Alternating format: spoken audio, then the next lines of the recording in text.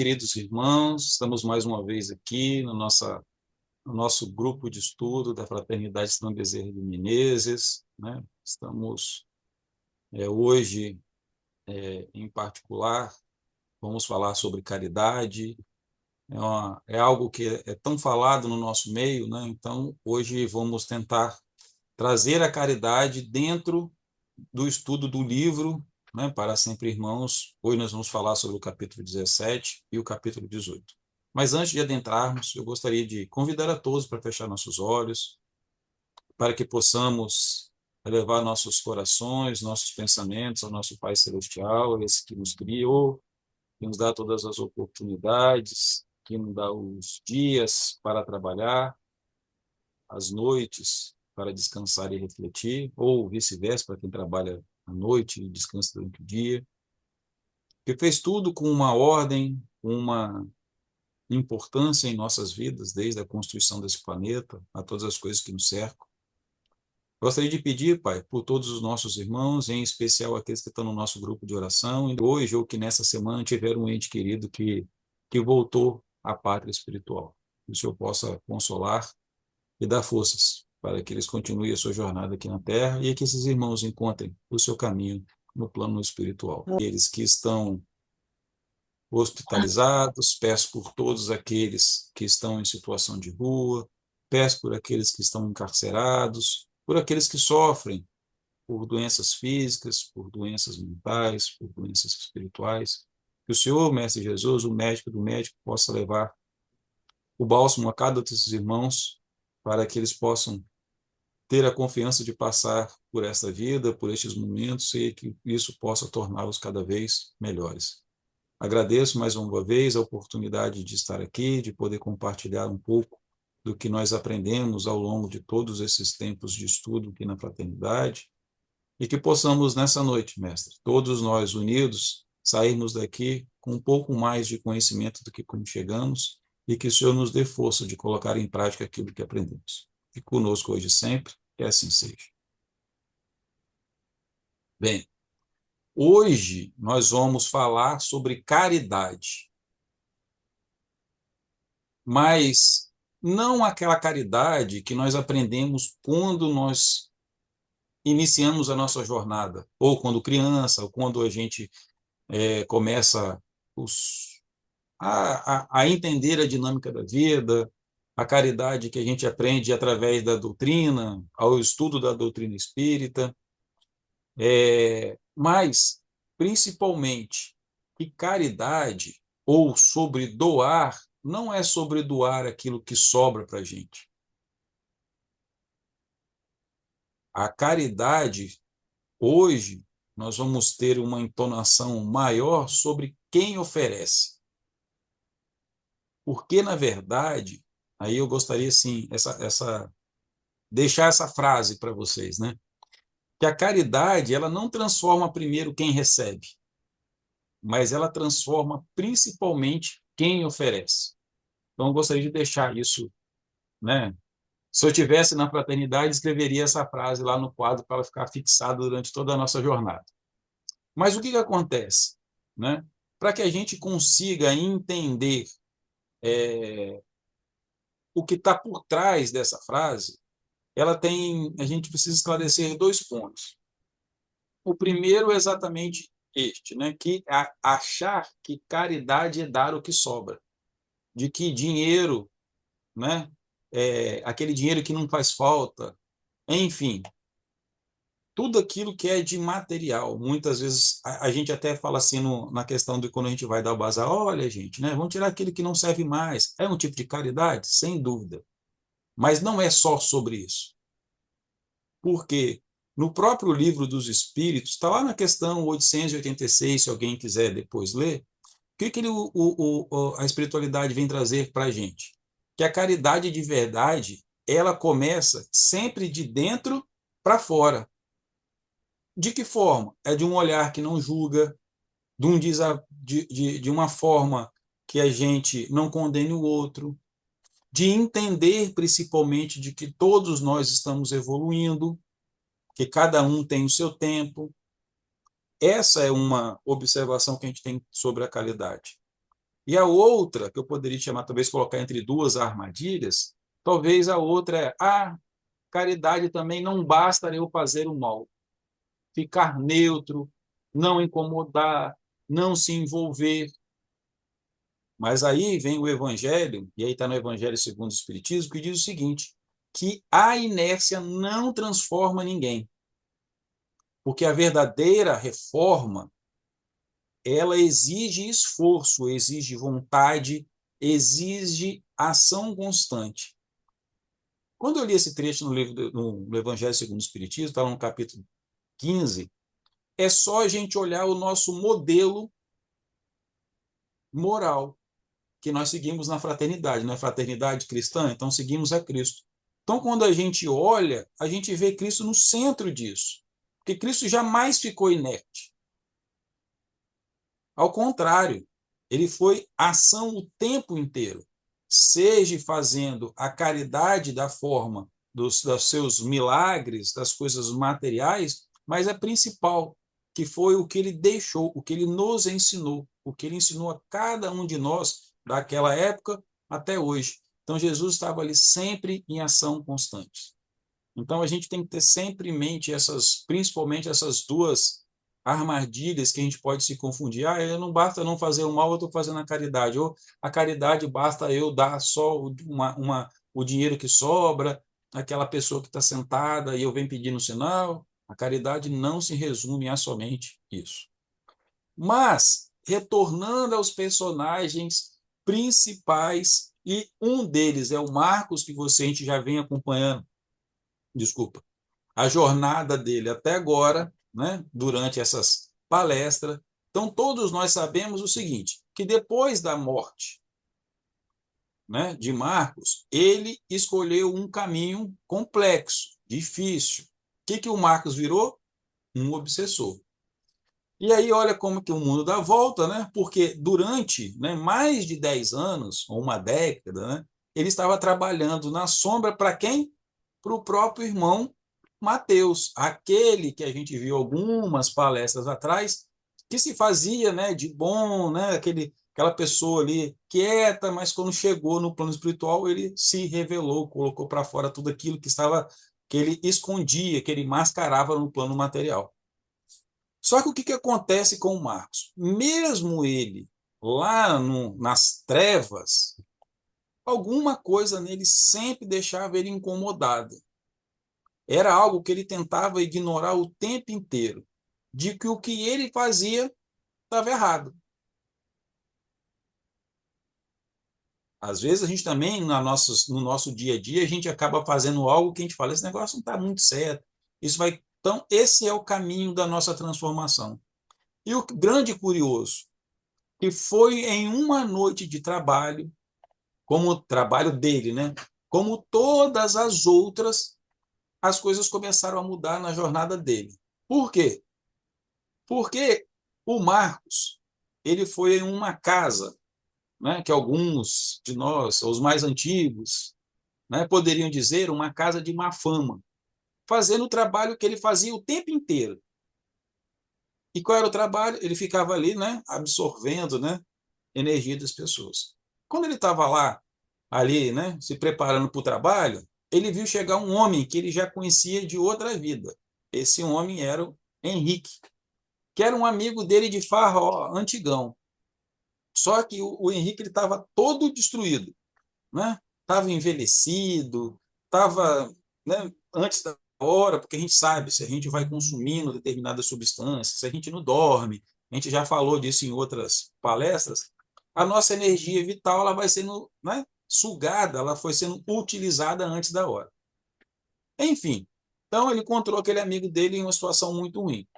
Só que do lado de fora tinha um homem, só que não era um homem, era um espírito, numa condição muito, muito, muito pior. Quem era esse irmão? O Horácio, que era o pai de Henrique, e que numa outra vida tinha sido um patrão de Marcos, como diz a minha esposa, né? A novelinha do além vai se revelando.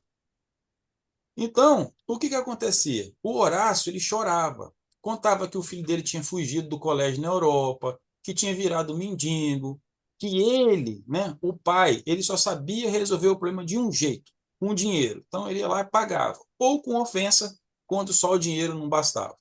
E aí o que acontece? Só que qual foi a conclusão dele? Que já era tarde demais para poder consertar o que dinheiro nenhum poderia.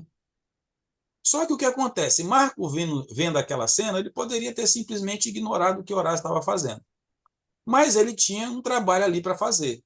E que trabalho era esse? Estava ali para absorver a energia do Henrique, porque lembra, o Henrique estava encarnado e o Horácio estava desencarnado. Só que o que acontece? No lugar dele ir fazer o trabalho dele, voltando, que era absorver a energia do Henrique, ele mudou. O que ele fez? Ele foi lá e abraçou o Horácio. Aconselhou ele, falou que era para buscar ajuda, né? Antes dele tentar salvar o filho. E engraçado, pausa, né? Porque o tempo todo, quando nós, trabalhadores, estamos em trabalho na fraternidade, né, em acolhimento aos irmãos espirituais, isso é algo que a gente vê muito. A pessoa ela não está em condições de ajudar e quer de qualquer jeito estar preocupada. Então, ou seja, o espírito desencarnou, mas tem alguém que ele ama que está na Terra, que está passando por pelas suas dificuldades, todos nós temos que passar, e ele opta por deixar o plano espiritual onde ele deveria estar se recuperando, buscando ajuda, para ficar tentando salvar quem está encarnado. Só que isso só acontece o quê? A gente se desgasta mais e espiritualmente a gente fica pior. Então, essa é uma coisa que vai totalmente de encontro com o que a gente vive. Então, ajudar quase sempre realmente é dar o que nós temos. Mas dar o que sobra sem a gente doar junto, sem a gente se doar junto, presta atenção nisso, não toca ninguém de verdade. Porque o Horácio tinha dinheiro a vida inteira, mas perdeu o filho. Então a gente vê muitas vezes isso na sociedade que nos cerca. A pessoa tem muito dinheiro, mas perde a família, perde a esposa, perde o filho. Então nem sempre não é dar o que sobra ou dar algo material. Então a caridade, na verdade, não é o que sai de material da gente, seja de dinheiro ou qualquer outra coisa, mas principalmente é o que sai de dentro da gente. E esse foi o primeiro ato de caridade do Marcos com o Horácio. Então, ou seja, nós tínhamos alguém que praticava o mal o tempo inteiro, mas ele sentia dentro dele que aquilo não tinha muita correlação com o que ele sentia, e o que ele fez? Deixou de praticar o mal e foi lá e abraçou o Horácio. Sim, Anne. Olha só, nesse sentido, já tinha chegado uma pergunta que faz toda. É perfeito para esse momento. Quais são as formas de caridade que mais passam desapercebidas no nosso dia a dia? Como podemos vivenciá-la na família, no trabalho e em nossos relacionamentos? Olha, a, a caridade ela tem muitas facetas. Tem a faceta moral, como nós estávamos trazendo, né? De que forma? Do material, da gente doar algo para quem necessita, e aí nós não podemos fechar os olhos, que muitas vezes na literatura espírita a gente vai ter uma via de que, principalmente, muito dessa transformação moral. Mas nós precisamos entender, e isso a gente também aprende com Jesus, porque Jesus era um homem que ele não praticava só a caridade moral ou aquela caridade que ninguém vê, mas ele também praticava a caridade de auxílio, é, com roupa, com comida, repartia aquilo que os apóstolos recebiam, enfim. Então, o que acontece? Essa caridade ela é importante, porque nós vivemos num mundo hoje que necessita, tem pessoas que necessitam. Agora, por que essas pessoas necessitam? Possivelmente por atos e consequências do que viveu no seu passado, seja no passado desta vida ou em outras vidas. E também nos dar a oportunidade de que a gente exercite a caridade.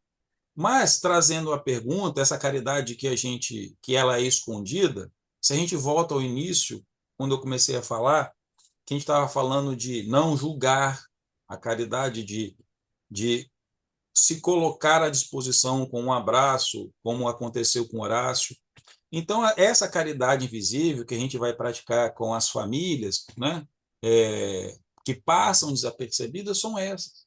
É de entender que cada um está no seu tempo de evolução.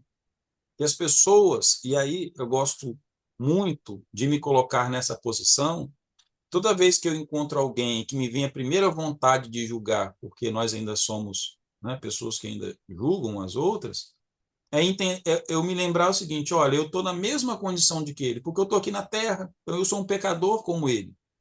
Então, que direito eu tenho de criticar alguém?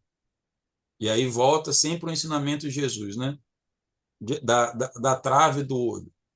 Então, toda vez que eu me pego nessa, né, nessa questão de julgar, eu me lembro disso, que eu preciso primeiro olhar para mim.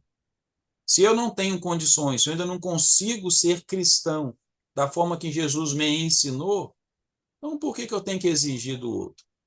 Então, a caridade despercebida, essa que vai passar e que a gente aplica em casa, é essa caridade que Jesus vem nos ensinar, que está contido nos evangelhos. Principalmente, acho que a frase maior sobre essa é: quem não tem pecado, que atire a primeira pedra. Então, ou seja, como que eu posso julgar o outro? Agora, de que forma eu posso praticar? Ao inverso disso, é não julgar, é acolher, é entender, é amar. Ou seja, qual é a base máxima da caridade? A que Jesus nos ensinou, que é amar ao próximo como a ti mesmo. Volta a colocar a gente nesse aspecto, né? Então, o que acontece? No livro Nosso Lar, por exemplo, ele traz um ensinamento muito bonito que versa sobre essa diferença e aí cai sobre essa pergunta, que ele diz assim: que a ajuda material que nós oferecemos ao mundo, sim, é realmente importante. Mas essa ajuda material ela é somente uma escola, apenas um ensaio, porque o verdadeiro objetivo é outro, é despertar dentro de nós o amor puro. E aí vem essa caridade invisível, a tolerância e a compreensão. Na sua experiência, qual é a forma de caridade mais difícil de praticar?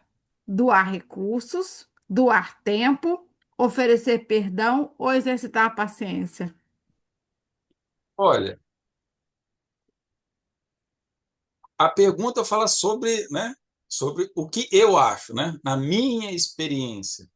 Olha, vou te dizer o seguinte, que eu acho que doar recurso não é o problema, eu acho que doar tempo não é o problema, mas oferecer perdão e exercitar a paciência ou a tolerância, a compreensão, é um desafio para todos nós. Por quê?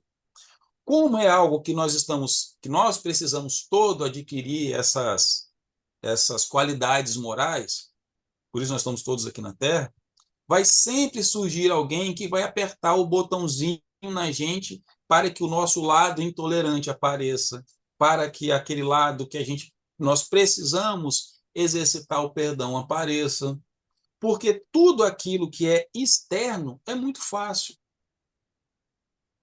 Foi o que aconteceu com o pai do Henrique Horácio, ou seja, deu dinheiro, eu sou rico, é muito fácil. Mas o problema é o que vem de dentro. E essa também é a grande dinâmica da reencarnação, porque se eu passo uma vida, como aí eu vou usar só o Horácio agora como parâmetro, né? Que eu tinha muito dinheiro e achava que a caridade era só aquilo, mas o dinheiro não salvou ninguém. Quando eu voltar ao plano espiritual, que eu tiver contato, que eu conseguir olhar sobre isso, eu posso decidir em uma vida tentar fazer a caridade sem recursos financeiros. E aí está na outra ponta, eu vou buscar recursos para isso. Mas essa, principalmente de oferecer o perdão e compreensão, é muito difícil. Por que que ela é tão difícil nos tempos atuais, ou sempre foram? Porque envolve uma coisa chamada ego, orgulho. E nós acreditamos que se eu mudo o jeito que eu encaro o mundo, eu estou ficando mais fraco. E o nosso orgulho não quer que a gente fique mais fraco. Por isso que é tão difícil. Por isso, dentro do próprio conceito, né? E aí eu gosto de citar Jung, porque eu acho que ele traz muito isso na questão do ego, né? Das sombras, da iluminação e da integração disso, né? Porque exatamente é o que a gente vê em toda a síntese da doutrina espírita. E todo o processo de reencarnação, que é a gente lidar com aquilo que nós não ainda está oculto, que no caso do conceito dele são o que está em nossa sombra. E aquilo que a gente aprisiona, uma hora quer sair. E como é que isso sai? Através das pessoas que vão forçar a nossa tolerância e a nossa compreensão. Então, acredito, principalmente, que a parte mais complexa são exatamente essas, aquela que mexe com a gente, que mexe com o estado que nós somos, aquela que nos tira da zona de conforto. Essa é a mais difícil para mim de praticar. Mais perguntas?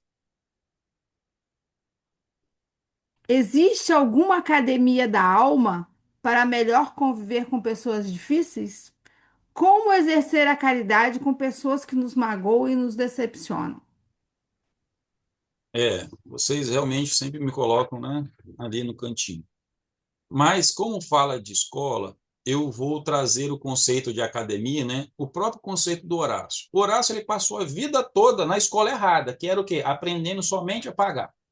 Ou seja, utilizar somente o dinheiro. A gente também passa por essas escolas. E aí, como o texto diz, né? A academia para melhor conviver com pessoas difíceis, essa academia já é a nossa vida. Essa é a academia, é a gente viver. É só quando a gente olha a nossa vida e a gente percebe o seguinte: quantas pessoas passaram dessa que era extremamente difícil? Ou um amigo muito difícil, um irmão muito difícil, um pai muito difícil, uma mãe, um tio, um colega do trabalho, alguém que pisa no nosso calcanhar todo dia, alguém que a gente considera e depois enfia a faca nas nossas costas. São essas pessoas. Essa é a escola de alma. Porque, como bem diz o Evangelho, que nós falamos aí em cima, no conceito, mudar exige esforço, exige ação. Eu preciso e vou encontrar nós vamos encontrar em nossas vidas pessoas que vão nos tirar da zona de conforto. Quando a gente usa, vou usar o termo academia, vamos trazer para o plano material. Por que nós vamos para a academia?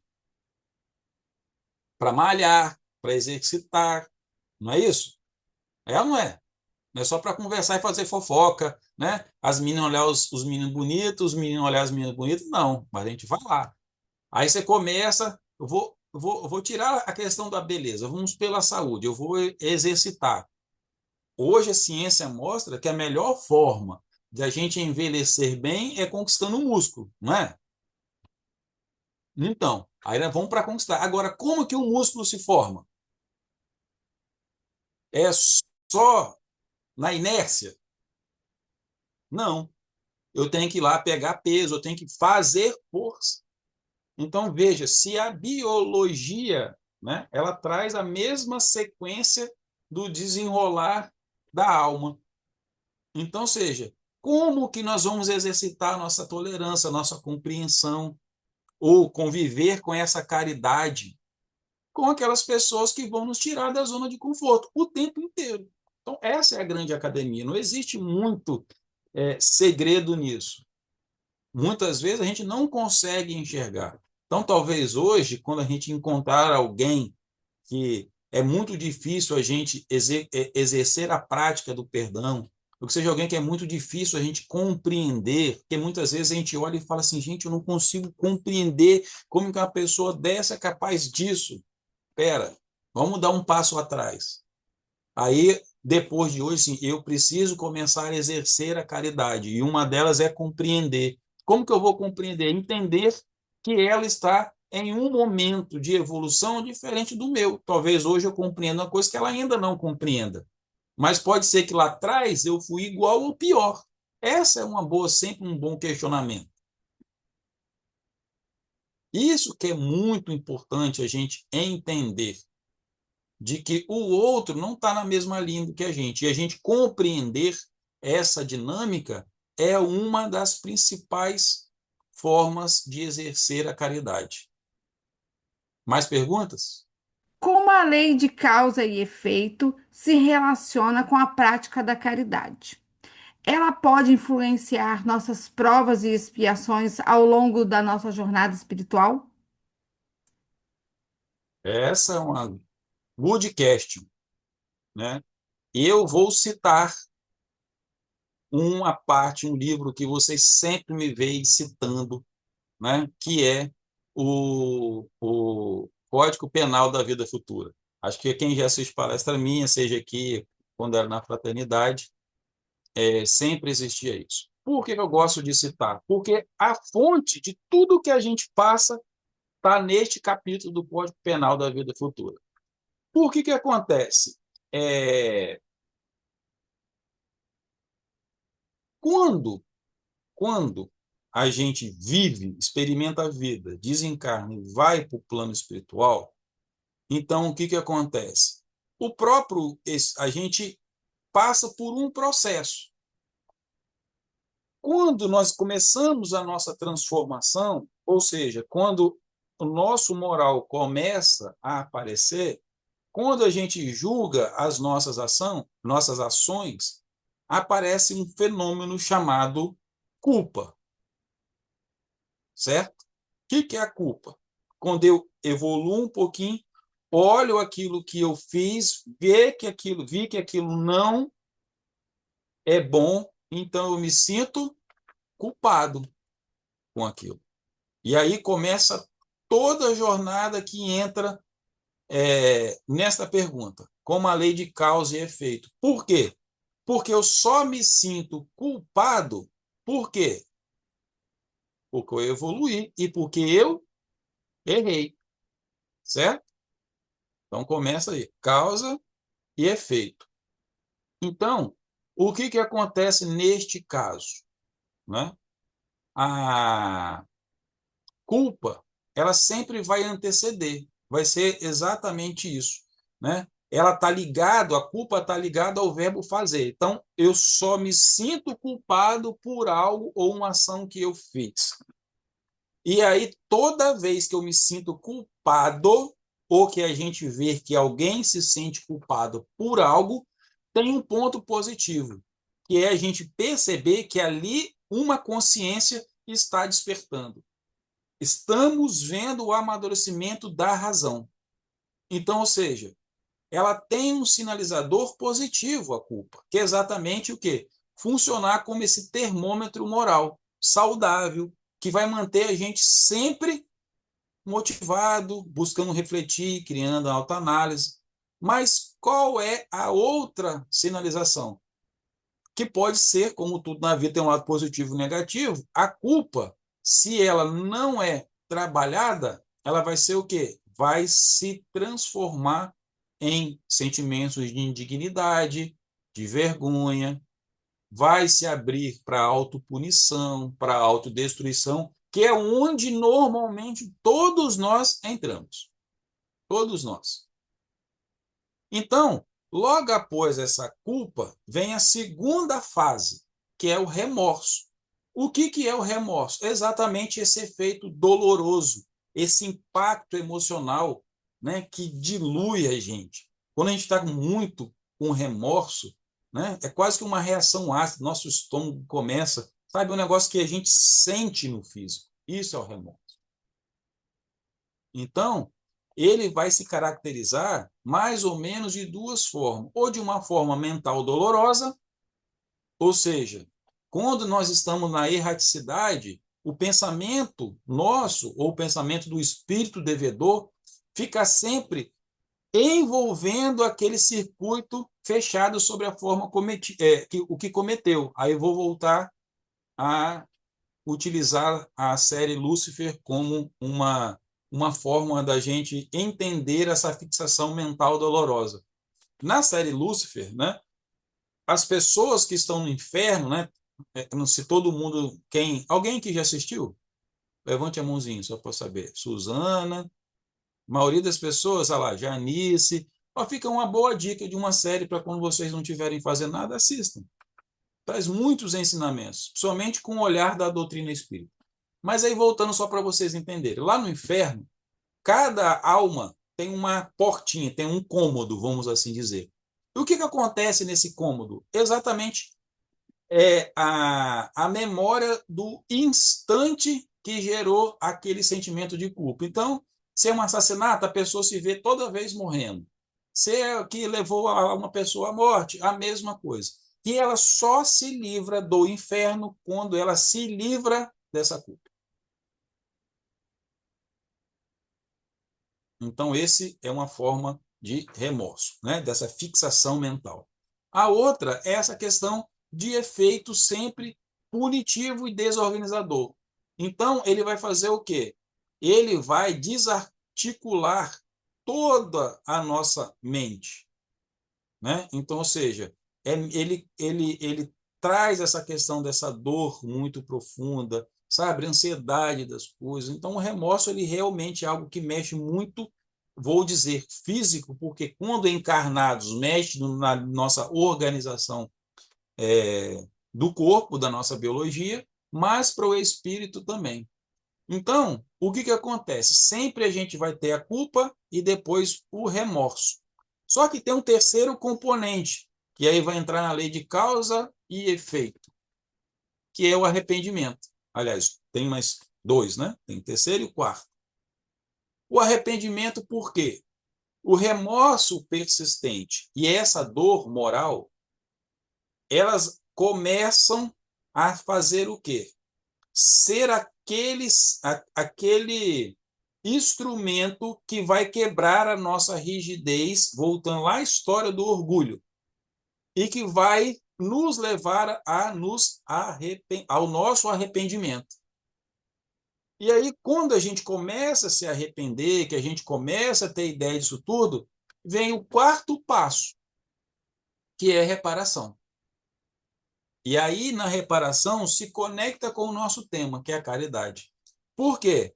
Porque a reparação ativa, ela só acontece com a prática do bem. Então, quando a gente vai lá no Código Penal, a gente vai lá, está bem escrito. Olha só, o mal que nós fizemos, ou seja, aquilo que passou pela culpa, remorso, que gerou arrependimento, ele só vai ser desfeito com a prática do bem.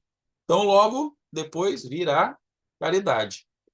Então, por isso que a lei de causa e efeito ela está ligada à caridade. Por quê? Porque se eu tive uma causa que vai me gerar um efeito, então, ou seja, qual foi a causa? Ah, eu tive um erro. Qual vai ser o efeito? A necessidade de reparar. Como eu vou reparar? Aí o ser humano, todos nós, temos o quê? Livre-arbítrio. Para reparar, a caridade. Então, por isso que Jesus já trouxe lá atrás para a gente esta questão extremamente importante do que da prática da caridade, que se mostra através de amar o próximo como a gente mesmo.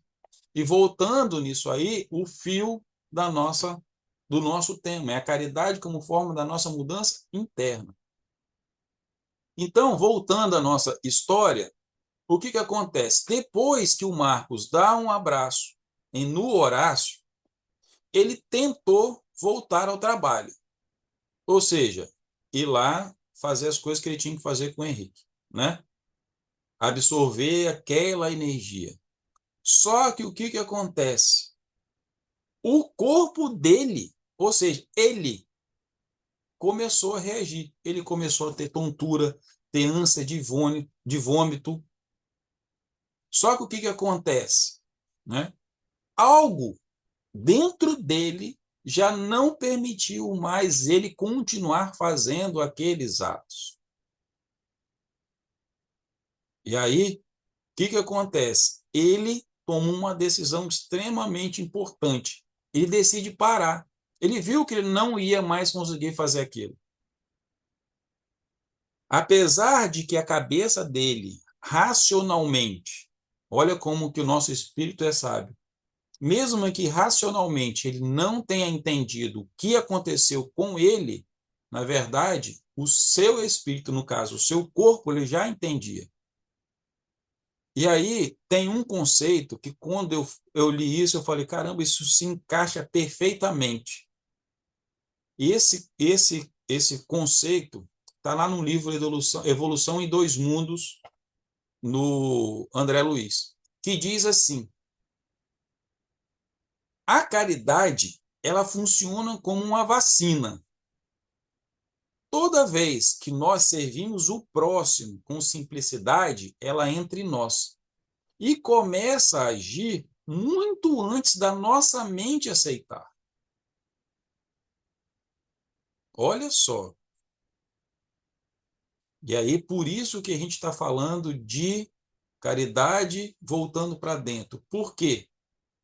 Porque neste ensinamento a gente começa a entender, e aí por que Jesus praticava tanto a caridade, para você ver que, né, mesmo que ele não precisasse, mas isso faz parte, porque a cura das nossas dores, sejam psíquicas e emocionais, que podem se transformar em físicas, porque a gente sabe que o que chega no físico ele veio de psíquico e emocional, começa exatamente na prática da caridade. No momento em que a gente começa a aprender a amar o próximo de verdade, que executar aquilo que já me perguntaram. O que é o mais difícil? É a compreensão e a tolerância. Isso é amar ao próximo de verdade. Então, o que aconteceu? Marcos, ele escolheu parar de ser obsessor por um raciocínio. Mas não foi só pelo raciocínio. Foi principalmente porque aquele ato de caridade sincera que foi simplesmente, aí voltando à caridade simples dentro da nossa família que já foi perguntada. A caridade sincera, que era o quê? Que foi lá dar um abraço, explicar para ele, mudou totalmente a sintonia dele. Então, ou seja, o corpo, aquela ânsia de vômito, aquele negócio, foi só né, dizendo para ele o que o espírito dele já sabia. Sim, Anne. Para fortalecer e colar esse ensinamento em nossas vidas com aquela fita dupla face verde, responda a essa pergunta. Lá Qual vem. é a relação entre amor, caridade e evolução espiritual? De que forma a prática da caridade nos fortalece e ajuda a vencer o orgulho e o egoísmo? Vamos lá. São Paulo, ele tem uma frase que começa, para mim, é uma das frases que, talvez uma das precursoras da caridade como a gente entende de hoje, que é: a fé sem obras é morta. Mas por que a fé sem obras é morta? Porque a obra, ela é o exercício do amor. Então, se eu pudesse ousar trazer uma metáfora, seria imaginar o seguinte: a fé é como uma vela. A vela sem chama, ela tem sentido? Não tem, ela fica apagada, não exerce a função dela, que é iluminar. Mas, quando eu acendo, e aí entra a caridade, por isso que a fé sem obras é morta, é como se a fé, fosse a vela apagada. Que somente a prática deste amor, aí voltar lá no início do Evangelho, esse amor por nós, esse amor que nos move a melhorar, ele não é inerte, ele é ação. A caridade é ação, mesmo que comece a ação em mim, como aconteceu com o Marco, como deu abraçar, não precisou de nada material, mas houve uma ação, a ação dele decidir abraçar, dele decidir o encontro daquele do qual ele não gostava, que não tinha antipatia. Então, essa é a relação entre o amor, caridade e evolução. Mas por que evolução? Vamos voltar lá no sentido do que nós falamos agora sobre o Código Penal da Vida Futura. Porque toda vez que eu ajo e me sinto culpado, significa que a minha consciência está mudando. Ou seja, a minha evolução espiritual está acontecendo. Advém um remorso. Eu olho aquilo e falo, puxa, não foi legal, não me sinto bem com aquilo. Como que eu faço para poder tirar isso que está preso dentro de mim? Através do arrependimento. Eu olho e falo, puxa vida, realmente eu não podia fazer isso. E agora? Agora eu preciso praticar o bem. Eu preciso reparar. Como que aí a gente se pergunta, como que eu reparo? Na prática do bem. E o que eu preciso fazer? A caridade. E a caridade começa onde? Começa dentro de mim. Começa internamente. Começa comigo. Aí eu vou precisar usar o quê? Se eu for fazer, se perdoar o outro é uma prática de caridade com o outro, eu preciso me perdoar como um ato de caridade para mim. Então, quando eu me perdoo, eu vou ter capacidade de perdoar o outro. Então, tudo começa internamente, mas vem através da ação, vem através do atrito. Isso não vem simplesmente, vem através, como perguntaram, da academia, vem do exercício. Mas por isso que a caridade é importante, que quando eu pratico ela com o outro, aí a gente já viu, pelo ensinamento de André Luiz, que isso vira uma vacina. Por quê? Porque a prática da caridade, ela aflora em nós algo que nós recebemos do nosso DNA divino, do Pai. Porque nós, como filhos de Deus, nós carregamos todo o seu DNA da perfeição. Jesus fala, sede perfeitos como o vosso Pai é. Então, todas essas qualidades, ou seja, essas nossas qualidades morais que a gente busca, elas estão inatas, como o potencial de todo o Espírito, todo. Mesmo aquele que a gente olha com os nossos olhos julgadores e fala, não é possível que ali exista o bem dentro daquela pessoa. Mas sim existe, porque é latente, é potencial divino dentro de toda a criação divina. Então, ou seja, a prática da caridade, ela ativa esse potencial divino dentro da gente. Por isso que quando André Luiz, na Evolução em Dois Mundos, fala da vacina, e aí quando a gente olha o que aconteceu com o Marcos, é a prova, é mais uma prova disso. Ou seja, ele praticou. O amor começou a nascer dentro dele novamente, vamos imaginar assim, circular dentro da sua corrente sanguínea sem que a razão percebesse. Então aí entra essa relação entre amor, caridade e evolução espiritual. Ah, esqueci de falar, né? Como fortalece a gente vencer o orgulho e o egoísmo? Porque o egoísmo é o quê? É aquilo que eu quero só para mim. Não vou dividir. Então, o egoísmo está ligado da minha relação com a sociedade. O orgulho aponta muito porque eu sou melhor do que o outro. A caridade ela vai exercer por quê? Porque o remorso, o arrependimento, são essas ferramentas para começar a quebrar o orgulho. Então, isso já advém lá do plano espiritual, quando eu passo nessa fase de culpa,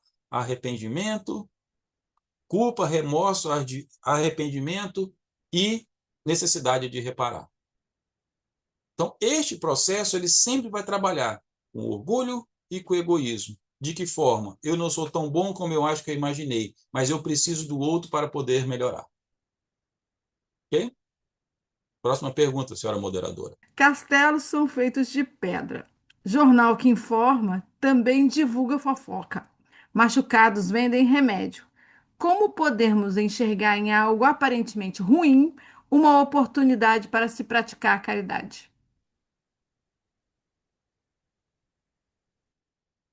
Bem,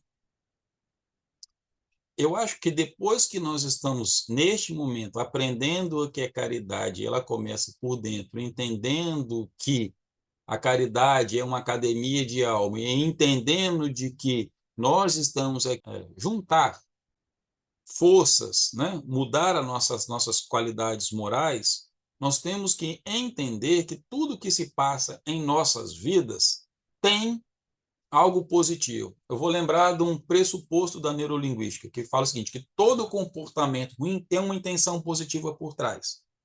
Aí eu vou trazer o conceito na neurolinguística que fala sobre isso. Então, muitas vezes, né, um pai fala para filho, meu filho, tira essa toalha do chão. Aí, o que acontece? Talvez o pai, naquele dia, estava mais estressado, né, falou de uma forma mais assintosa. Então, não foi um bom comportamento, muitas vezes. Mas qual é a intenção positiva por trás? Deixar a casa organizada. Agora, vamos trazer isso para a vida. A vida, às vezes, vai trazer algumas coisas que vai chegar na gente e tirar a gente. E a gente vai se colocar naquela posição, por que isso está acontecendo comigo? Toda comportamento ruim tem uma intenção positiva por trás. O que a vida está querendo de mim com isso? Nós precisamos ter sempre em nosso horizonte quase que um bloco de notas, né, por todos os lugares que a gente passa, é sempre entender o seguinte: eu ainda sou o espírito devedor. Eu estou aqui para passar por provas e expiações. Então, significa o seguinte, que tudo aquilo que acontece em nossas vidas é para nos transformar para melhor. Então, como diz a pergunta, né? Como podemos enxergar? Olhando dessa forma, entender o seguinte, olha, eu estou aqui passando por provas e expiações. Vamos imaginar, no caso, como uma pergunta, né? Essas oportunidades que são aparentemente ruins. Vamos lembrar o conceito de prova. Prova é tudo aquilo que está ligado aos meus ganhos futuros, ou seja, a minha aquisição moral. Então, se aquele acontecimento que eu julgo ruim, ele vai mexer com uma questão que está ligada ao meu moral, então, ou seja, eu me sinto culpado, irritado, me sinto com várias emoções não positivas. Eu tenho que lembrar, eu vou trazer o conceito da psicologia de Jung, do conceito de sombra. Ou seja, aquilo está ressoando em mim. Então, é algo que eu tenho que trabalhar em mim. Então, eu teria que fazer o quê? A primeira coisa, rezar e agradecer a Deus por aquela oportunidade de se apresentar, que é a oportunidade que eu tenho de melhorar. Parece simples, mas é difícil. Mas a gente vai... O que nós estamos fazendo aqui hoje? Buscando conhecimento, que vai alterar a forma como a gente vê as coisas, que vai trazer um momento de consciência, que vai trazer o ganho moral que nós pretendemos. Então, de certa forma, todas essas situações que nós pedimos, ou olhamos, na verdade, que é um cenário ruim, que não é favorável a gente, na verdade, grande parte desses acontecimentos, por que eu falo grande parte? Porque todo mundo tem livre-arbítrio. Então, alguns podem acontecer do que a gente não pediu, mas grande parte deles estão ligados ao nosso planejamento. Aquilo que nós decidimos buscar aqui para o nosso aprimoramento moral. Então, por isso que é importante a gente sempre lembrar de que, né, em fases, primeiro, eu sou um espírito encarnado. Segundo, eu estou em processo de provas e expiações. Significa que ao mesmo tempo, o que são as expiações? Aquelas reparações que eu tenho que fazer. E as minhas provas é ter certeza de aquilo que eu absorvi e que decidi vir buscar, eu estou aprendendo e vou passar na matéria, que é o conceito que a gente tem de prova normal. Então, essa é a forma, né? Ou seja, enxergar aquilo aparentemente ruim é uma forma de exercitar a caridade com quem? Comigo e com o outro. De que forma? Tolerância com o outro. Tolerância, perdão, amor, trabalho.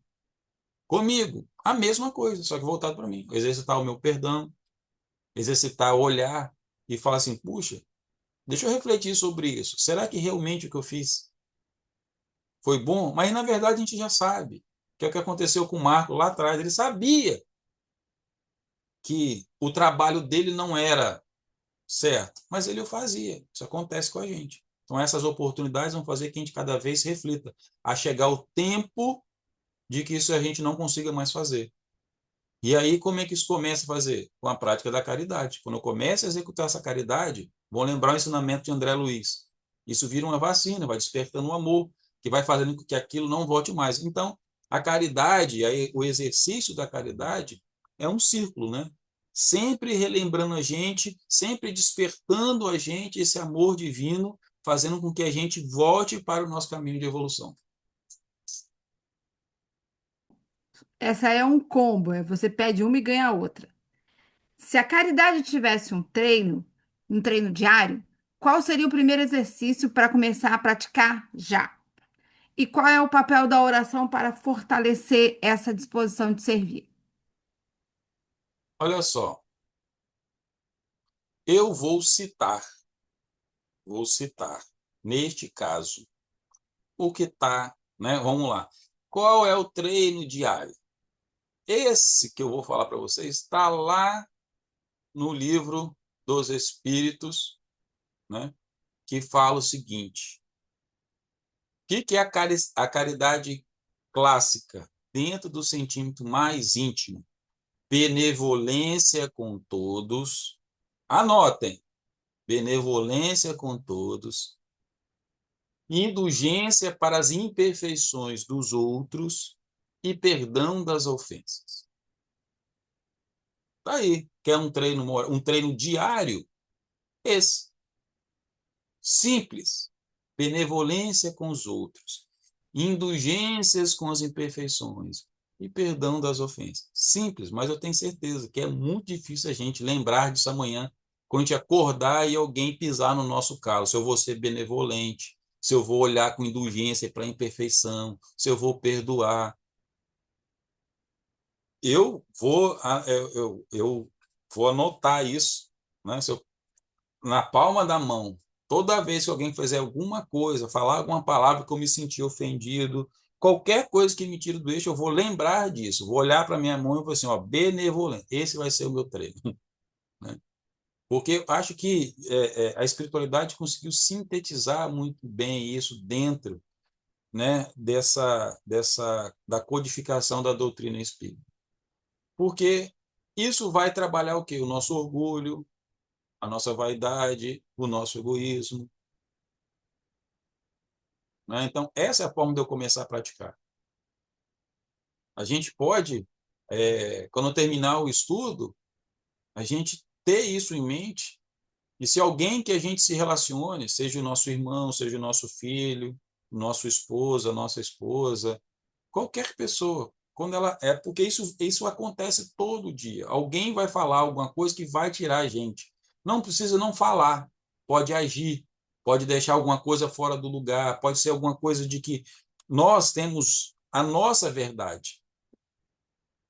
Isso traz dentro da gente, né? Só que essa verdade, muitas vezes, ela não é uma verdade verdadeira, é uma verdade só nossa. E muitas vezes a gente não se dá nem a oportunidade de aprender. Esses dias eu estava lendo um livro que ele falava exatamente sobre essa nossa capacidade de aprendizado. Eu estou tentando lembrar o nome do livro agora e acho que eu não vou conseguir lembrar. Mas eu vou contar a história que está no livro, que ele traz a história de um bombeiro e sobre essa questão de que a gente ter a nossa verdade. Então ele estava combatendo um incêndio. E o que acontece? O incêndio avançou muito rápido e ele falou o tempo todo, gente, vamos largar os nossos equipamentos, que são pesados, para que a gente consiga ter mais agilidade. E o que acontece? Muitos não conseguiram fazer isso. Não admitia deixar o equipamento de combate ao fogo para trás. Ou seja, era a verdade dele. E ele, para sobreviver, ele teve que com tudo aquilo que ele tinha como verdade. Ele assumiu uma nova verdade, que ele poderia sobreviver, que ele não precisaria daquela forma. E aí ele consegue bolar uma forma que ia contra tudo. E o fogo passou e ele sobreviveu. Mas muitas pessoas não admitiram largar aquilo que acreditam. E muitas vezes nós construímos a nossa forma de ver o mundo. E a nossa forma é que está certa. Essa inflexibilidade. Eu gosto muito, uma vez eu ouvi uma frase, né, do Osho, que ele falava que nós vamos conseguir mudar bastante quando a gente perder a necessidade de estar sempre certo. Só que quando olho o mundo hoje e vejo esses atritos, por exemplo, entre religiões, por que existe esse atrito? Porque ninguém quer compartilhar. As pessoas querem impor a sua verdade. Não, não é a verdade do cristianismo que é certa, é do Islã. Ah, não é a do Islã, é do judaísmo. Não, não é do judaísmo, é do taoísmo. Enfim, ninguém olha e abraça e tenta entender que, na verdade, tudo isso se completa. Não quero definir qual é a verdade. Então, por isso que essa benevolência com os outros, essa indulgência com as imperfeições, quando Jesus fala de amar o próximo, é a gente exatamente olhar isso.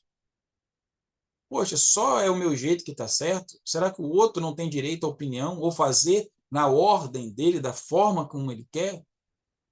Então, se a gente quer um treino diário, é começar a olhar isso. Eu acho que é a melhor forma, e não sou eu que estou dizendo, está lá no livro dos Espíritos. Então, a gente buscar essa forma, sempre da gente ser benevolente, indulgente e perdoar as ofensas. Tanto que está até no próprio Pai Nosso, né? Próxima pergunta.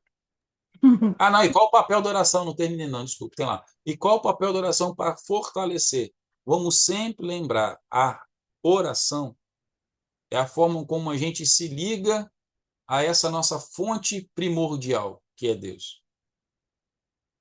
Ousaria dizer é como fosse dentro da relação quando uma mãe está concebendo o seu filho e que transporta tudo para ele através do cordão umbilical.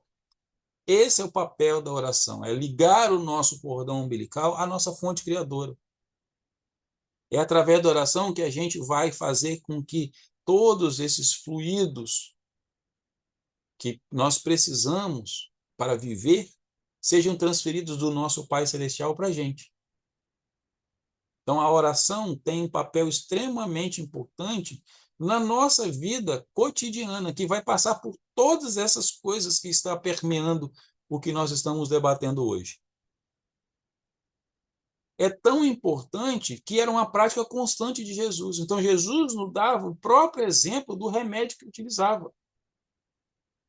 Sempre quando ele terminava um trabalho, qual era a fonte de refazimento das suas energias psíquicas, mentais, espirituais e emocionais? A oração. A gente não pode deixar jamais de orar. Isso significa que eu preciso de parar de fazer aquela oração como os fariseus faziam, né? Mostrar para todo mundo. Essa oração pode ser a nossa prática de vida. Nossas ações, esse é o nosso destino, que as nossas ações sejam as nossas orações diárias. Nós estamos longe disso ainda. Mas esse é o nosso destino. Então, hoje, essa oração, que essa conversa que a gente tem, essa forma como a gente se retirar, da gente se desligar de todas essas energias que nos circundam, das coisas do dia a dia, ou quando nós estamos principalmente num momento muito difícil, ou seja, a gente para, e nesse momento de a gente parar para rezar, é esse momento que isso se dá uma forma de desligar temporariamente tudo isso que está nos afetando e se ligar a Deus. Então é dessa forma que esse é o papel da oração, de fortalecer a gente, para que a gente consiga praticar a caridade com a gente e com o próximo. Simples. Com base em tudo que foi dito hoje, nos diga em sua opinião, se Jesus passasse um dia conosco, qual pequena atitude de caridade ele mais gostaria de encontrar em nosso cotidiano? Ah, mas aí é muito difícil eu responder isso, porque eu teria que estar na mente de Jesus, né? Ah, claro, não. Hã? Teria que estar na mente. Mas, olha só, vamos analisar todos os atos de Jesus. O que Jesus sempre fazia com todo aquele que chegava perto dele? Acolhia.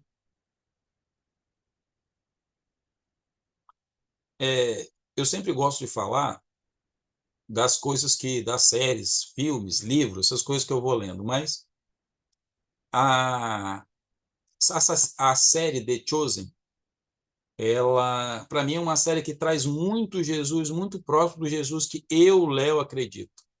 Não aquele Jesus que muitas vezes a gente idealiza do ser humano perfeito, mas um Jesus humano, humano no sentido de viver a vida dos homens, de entender e se compadecer de suas dores.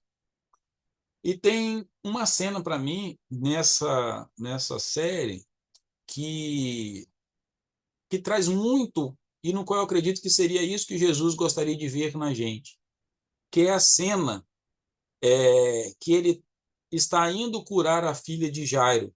Então tem uma multidão.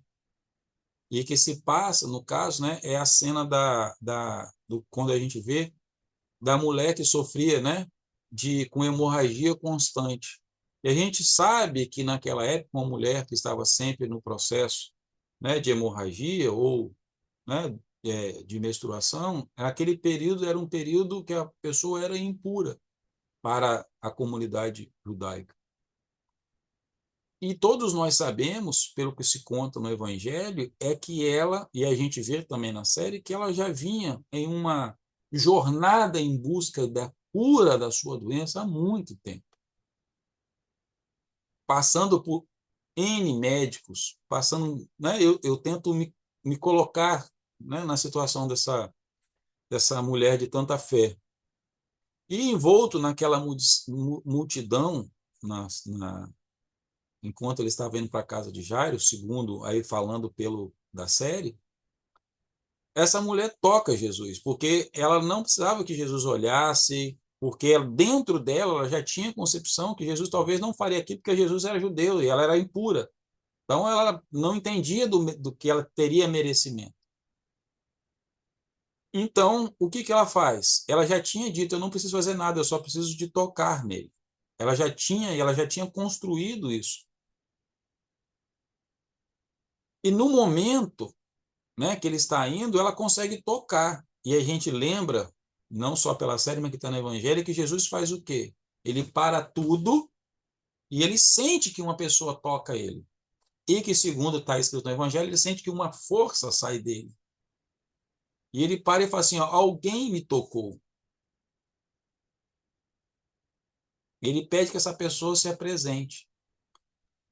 E o que mais me toca, eu não vou lembrar com todas as palavras, mas é o sentimento que me traz, é que quando Jesus chega perto dela, ele reconhece todo aquele sofrimento que ela passou. Ele olha para ela e fala assim: você não precisa mais se sentir excluída, se sentir fora do amor de Deus, porque Deus enxerga você como filha, eu te enxergo como irmã. Então Jesus ele ultrapassa todas aquelas barreiras sociais, aquelas regras, e olha para aquela mulher e acolhe ela como uma filha de Deus, como uma irmã. Abraça ela com todas as suas possíveis imperfeições. Por que eu digo possíveis? Porque aquela época olhava ela como uma mulher imperfeita, uma mulher impura. Então, quando eu me lembro desta cena, desse olhar de Jesus, convido a todos que, eu não sei qual capítulo tá, mas hoje em dia é fácil. Só digitar lá na internet a gente consegue descobrir. Assistam essa cena, porque ela traz esse amor de Jesus, que eu vejo aí, respondendo a pergunta aqui, que é a minha opinião, é isso. Se Jesus aparecesse ou estivesse nos observando de uma forma oculta, o que mais traria alegria ao coração dele é a gente olhar para o outro, e aí engloba o que nós já falamos sobre caridade, exatamente abraçar o outro da forma como ele exatamente é. E enxergar nele um irmão. Amar. Por quê? Foi Jesus que nos trouxe essa proximidade de Deus como pai e a gente como filho. Até então, Deus era um pai muito distante. E nos trouxe, nos relembrou que nós somos irmãos, independente de credo, dependente de cor, porque Jesus praticava isso. Jesus curou todo mundo. Jesus não curou. Isso era outro ponto que matava os judeus de raiva. Porque Jesus era o Messias deles, mas Jesus curava um samaritano. Jesus andava com os imperfeitos, com os impuros, com aqueles que não eram merecedores. Curavam quem, né? Os gentios. Mas porque ele veio trazer exatamente isso. Jesus veio transpor a ideia desses muros sociais que a gente se coloca. É só a gente olhar. Se é uma pessoa muito próxima da gente, a gente passa a mão na cabeça, finge que não olha, deixa para lá. Mas se é o outro, a gente aponta todas as nossos dedos para a imperfeição do outro. Mas se a gente admitir que somos todos irmãos e a gente abraçar todos com esse amor que é o que Jesus mostrava para a gente, essa é a atitude que ele quer encontrar na gente. E ele tem certeza que nós podemos amar o próximo como ele, porque ele já disse: tudo que eu faço, vocês poderem fazer igual ou maior. E ele não estava falando das coisas físicas, das curas, ele estava falando do amor. E aí, voltando, né, à história do cinema, é o que no filme Maria Madalena, acho que no último que foi feito, é o que, quando está todo mundo lá, depois da ressurreição de Jesus, aquela confusão toda, depois que Tomé vai lá e pede: não, eu quero tocar nas suas chagas.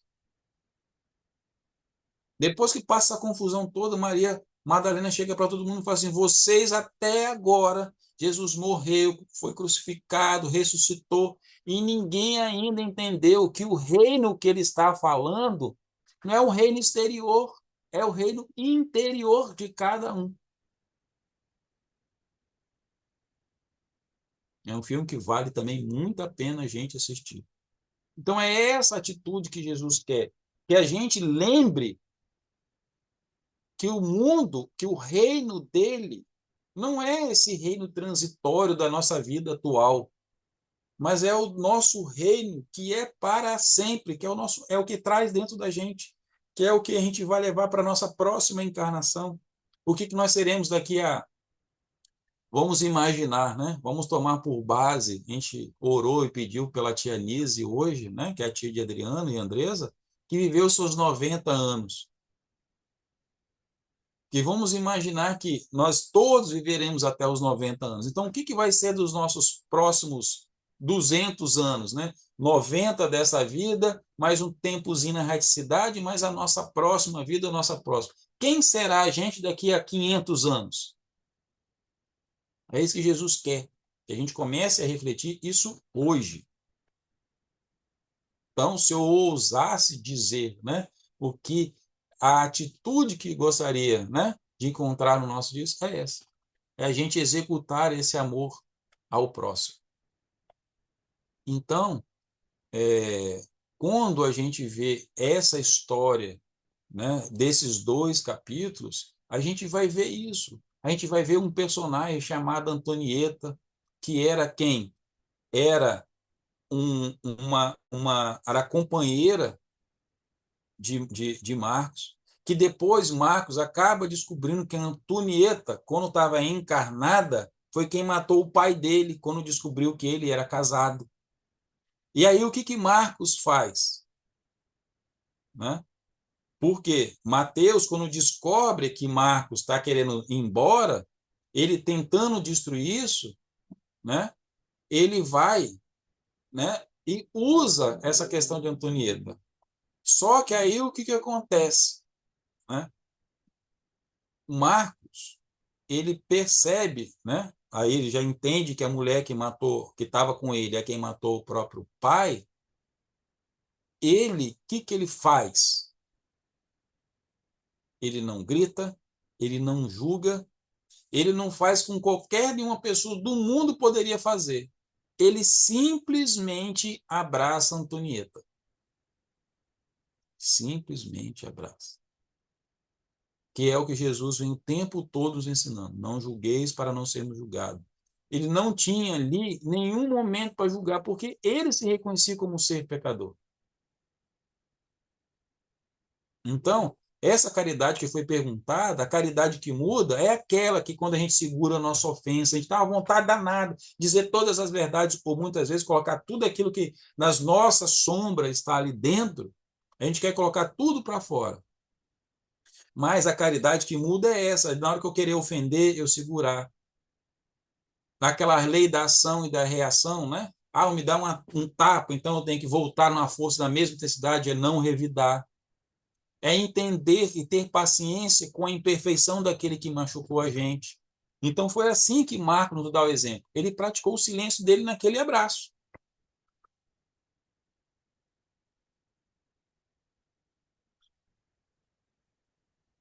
Ninguém, ninguém tem prazo marcado para sofrer.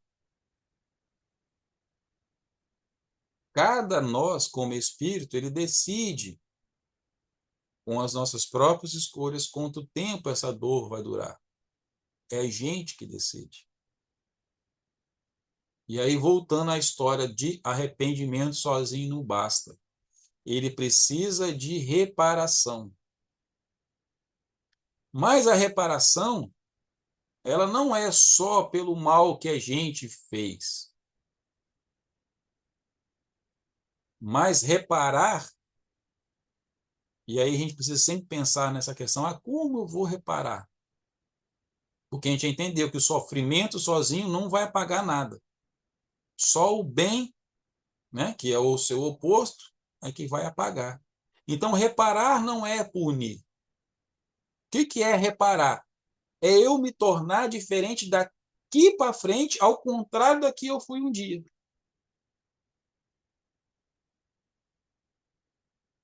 Entende? Então, o que aconteceu? Quando Marcos e Antonieta se abraçaram, Antonieta sentiu na pele que o que é ser perdoada, em tese sem merecer, que é o que Jesus fazia o tempo todo, de acolher, mesmo eu não me sentindo merecedora. E o Marcos, ele sentiu o que é perdoar sem ter motivo nenhum para isso. E aí o que acontece? Quando ambos pensaram nas suas histórias, ambos saíram diferentes também daquele abraço. Então, ou seja, ele viveu uma vida inteira como obsessor, mas aquele momento ele começou a sua reparação. E a reparação dele não foi em nenhum momento com palavras, foi com um abraço. E aí, André Luiz também no livro de Evolução em Dois Mundos traz algo muito importante, que o bem constante, que a prática do bem constante, ela vai fazer com que o mal que nós acumulamos com o tempo, ou seja, o que nós fizemos na nossa vida e que gerou esses impactos, ele vai ser diluído aos poucos. De que forma? Com cada gesto de amor verdadeiro que nós oferecemos, sem precisar passar pela dor, ou pela doença, ou por um castigo. Então, veja bem, a forma de reparação, provas e expiações. A forma como eu vou reparar, eu não preciso passar por dor, por uma doença, ou sentir que eu sou castigado. Mas a prática da caridade vai impactar, vai dissolver aquilo que nós fazemos. Veja só, que muitas vezes a gente olha, eu estou passando por uma expiação, eu estou com uma doença X, eu estou sofrendo porque eu estou reparando. Não, gente, não é só essa forma, mas a forma de praticar. E André Luiz traz isso com muita certeza. Então, ou seja, vamos praticar o amor verdadeiro. Isso vai entrar como uma moeda que vai dissolver exatamente esse mal que a gente trouxe isso ao longo da nossa terra. Então, o que acontece? Essa caridade que acontece com Marcos, principalmente, aí vou partir para o meu encerramento, já que nós não temos mais perguntas, que a caridade, ela não cura somente a quem oferece. Ela abre a porta certa na hora certa. De que forma? Tem uma pessoa, eu já falei para vocês em outras palestras, eu não sou um profundo conhecedor, tenho vontade, em algum momento eu vou me dedicar a um estudo mais profundo, mas eu gosto muito da logoterapia, porque ela traz, né, o fundador, vamos dizer assim, o Victor, que esteve num campo de concentração, então eu acho assim que não existe, talvez, na história mais recente, nada que foi mais doloroso do que passar por isso, né? Ele chegou numa forma de que ele percebeu que durante, né, a dor mais extrema, né, de que um ser humano pode enfrentar, né, o que ele percebeu? Que ele dava um nome de autotranscendência, que é a gente conseguir sair do nosso sofrimento, né, ou seja, sair da gente mesmo e se colocar a serviço de alguém ou de algo maior do que a gente. E quando a gente consegue fazer isso, é que o sentido da nossa vida aparece. Ele conseguiu enxergar isso pela dor, como muitas vezes, como grande parte da gente. Mas também, o que acontece? Quando a gente vê, principalmente esse conceito de André Luiz, que a gente viu, que vira uma vacina, o amor começa a promover. Se a gente entrar um pouquinho mais e for lá no livro, a gente vai ver que muda a nossa sintonia. Então, a prática da caridade também é uma vacina contra aqueles que querem nos influenciar negativamente. A palestra passada foi sobre obsessão, sobre a responsabilidade, né, de quem. E o que acontece? A prática da caridade é uma vacina contra a obsessão. Por quê? Porque muda a nossa sintonia espiritual. Então, a doutrina, né, ensina há muito mais tempo de que o amor e a dor vai levar a gente ao mesmo lugar. Mas a gente não precisa de sofrer, a gente pode praticar o bem. Aí é o aumento da nossa consciência. Hoje, neste momento, nós temos a consciência, estamos adquirindo a consciência da importância da prática do bem. Não é só essa caridade material, o que a gente faz, não, é entender qual o impacto real que isso tem no nosso espírito e os desdobramentos disso. Agora, hoje a gente já sabe de que até a prática da caridade também cria um escudo contra esse processo obsessivo de influência negativa que alguns irmãos podem tentar contra a gente. Então, hoje, o que acontece, né? O que a gente pôde observar nessa jornada do Marco, Antonieta, Mateus, Horácio, de que um abraço ele tem um efeito muito grande de reparação. A gente pôde perceber que aquele abraço reparou. Então, podemos perceber que a gente viu que a nossa transformação, ela sempre vai acontecer por dentro o tempo inteiro. Eu acho que se eu pudesse deixar algo, né, para que a gente pudesse lembrar, é a fixação dessa questão da vacina. A caridade entra na gente, mesmo antes do nosso racional perceber a importância e o bem que isso faz para a gente. Então, ou seja, nós começamos a nos curar muito antes da gente perceber que nós precisávamos ser curados.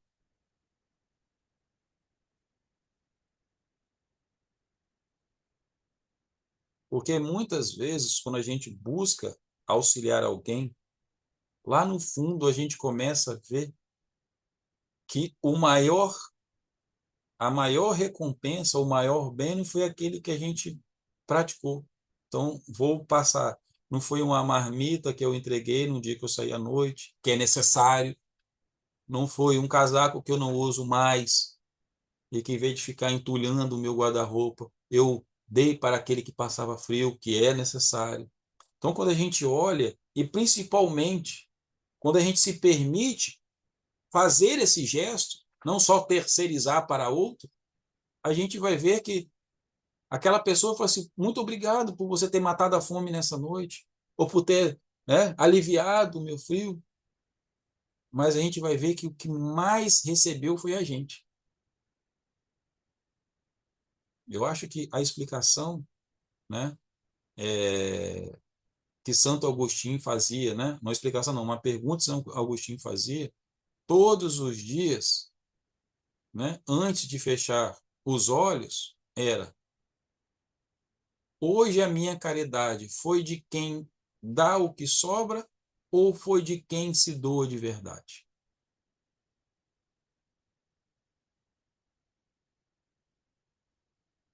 E aí vamos sempre lembrar da máxima, né, que está no próprio Evangelho segundo o Espiritismo, que fora da caridade não existe salvação, porque a nossa própria libertação, no fim, depende do bem que nós fizemos ao próximo, mas que só foi possível porque nós encontramos esse bem dentro da gente. Então, o que eu posso desejar a todos é que a gente tenha essas palavras não gravadas ainda, mas que possam servir de lembranças nos próximos dias, daqui para a nossa vida para frente, dos ensinamentos que a espiritualidade trouxe para a gente hoje a respeito da importância e o quanto bem a caridade faz, não só para o outro, mas principalmente para a gente. Então, para encerrar, eu gostaria muito de convidar a todos, mais uma vez, que a gente possa se colocar em oração, que a gente possa fechar nossos olhos. Nesse momento, tomados, né, por esse amor divino, abastecendo as nossas mentes, aos nossos corações durante esse estudo, nos colocando em contato com ensinamentos tão ricos e valiosos que Jesus nos deixou, que a espiritualidade nos trouxe ao longo desses anos. Então, nosso Pai, eu agradeço pela oportunidade mais uma vez de poder aprender com esses irmãos, aprender pelo exemplo da prática de Jesus. Peço mais uma vez, Pai, por todos aqueles que sofrem, aqueles que nós precisamos e faremos a caridade, mas que também nos dê, através dessa oração, forças para que a gente tenha coragem de olhar para a gente mesmo, que a gente possa ser caridoso com a gente mesmo, para que a gente possa distribuir esse amor que nós recebemos, que nós podemos compartilhar, que a gente mesmo em momentos de sofrimento, a gente possa conseguir olhar e sair da gente mesmo em busca da prática do bem, sabendo hoje que essa prática é o que nos impulsiona a ser de perfeito como o Senhor é, Pai. Que possamos olhar ao próximo com os olhos de Jesus, abraçar a todos aqueles que consideramos imperfeitos, impuros, indignos do nosso amor, mas que possamos abraçá-lo, compreendendo que é o nosso irmão. Assim como o pai, quando olhou o filho que voltou para casa, que se considerava impuro, o abraçou e o acolheu. Esse é o exemplo que o Senhor nos dá de como nós devemos amar todos aqueles que estão em nossa volta. Felizes por termos a oportunidade do reencontro. Que o Senhor possa abençoar a todos os presentes nesse estudo de hoje, a todos que verão essa gravação, Pai. Que o Senhor possa nos ensinar, que o Senhor possa tocá-los da forma como Jesus tocou a todos os corações. Incentivamos na prática do bem, que possa visitar cada casa, cada lar, abençoar, afugentar as más energias, e que o Senhor possa, através dos corações dos benfeitores espirituais e materiais nessa noite, nesses dias, que todos aqueles que sofrem, todos aqueles que estão em condições das suas moléstias materiais, espirituais, que o Senhor possa, mais uma vez, atuar como médico dos médicos dentro do coração de cada um. E que possamos ter a certeza de que somos amados pelo nosso Pai, quando olhamos a natureza ao nosso redor, toda essa criação que está em nossa volta, nos permitindo viver todos os dias. Que podamos olhar para o céu na abóbada celeste e ver as estrelas que nos protege durante o nosso sono, que ao acordarmos, como vendo o nosso astro-rei, nascendo e lançando os seus raios sobre todos nós, independente, Pai, do que nós fazemos. Que expressão maior de amor pela humanidade do que este? Colocar todos nós em condições de iguais, recebedores do seu amor. Que a gente tenha sempre isso em mente, quando olharmos o irmão ao nosso lado, que é digno de nossa caridade e do nosso amor. Fique conosco, Mestre, hoje e sempre, que assim seja.